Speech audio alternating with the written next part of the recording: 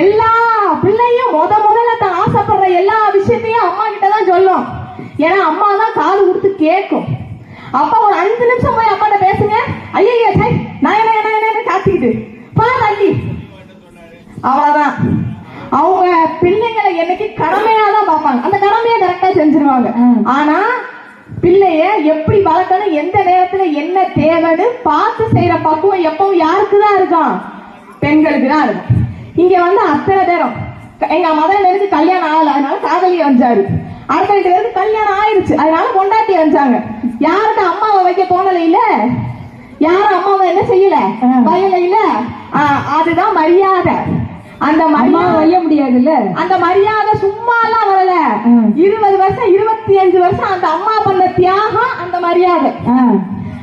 அடுத்து எப்ப பார்த்தாலும் என் பொண்டாட்டி சண்டை போடுறா. சண்டை எதுக்கு வருது? மரியாதை இல்ல.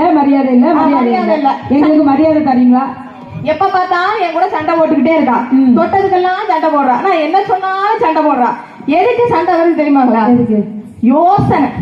அந்த யோசனை தான் பிரச்சனை. நான் ஒரு அழகான கவிதை படிச்சேன் புத்தகத்துல.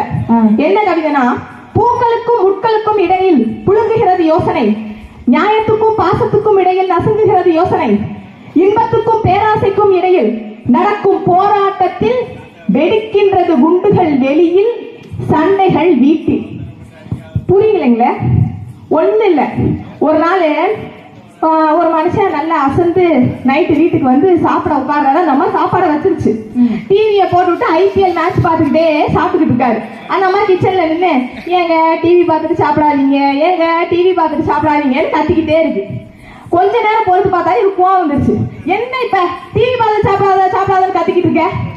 அந்த அம்மா, டிவி பார்த்துட்டு சாப்பிட்டா சாப்பாடோட ருசி தெரியாதுங்க.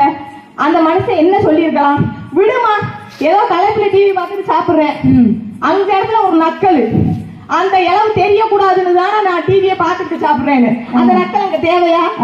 அந்த நக்கல் தான் என்ன ஆகும்? பிரச்சனை சிக்கலாகும். சாப்பாட்டுல உப்பு கம்மி, உரப்பு கம்மி. ஏன் ஒரு நாள் சமைச்சா இந்த மாதிரி திருவிழாக்கு சமைக்கிறவங்க ஏதோ ஒரு நாள் வெளியிடத்துல போய் சாப்பிடும்போது சாப்பாடு நல்லா தான் இருக்கும். 365 நாள் வருஷத்துல சமைக்கிற பொம்பளைகளுக்கு உப்பு கொஞ்சம் கூட விழுகத்தான் செய்யும். அதை என்ன செய்யணும்? என்னைக்கு ஒரே மாதிரி இருக்காது. இவங்க வேலையில தப்பு பண்ணவே மாட்டாங்களா?